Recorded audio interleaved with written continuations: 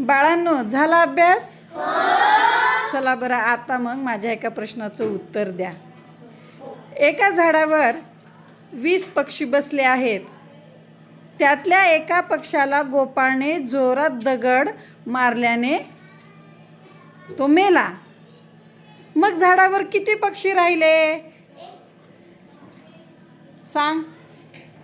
19. 19. वेदांत काय म्हणतोय? 19. 19. दीपाली काय म्हणते? 19. 19. आनंद 19. 19. 20. 0. कस काय बाळा? दगड मारल्यावर पक्षी त्याला दगड लागला आणि बाकीचे पक्षी उडून गेले. बाकीचे पक्षी उडून गेले. बाकीचे का जातील उडून? दगड मारल्यावर सगळेच उडून जातील ना. दगड मारल्यानंतर सगळेच उडून जातील.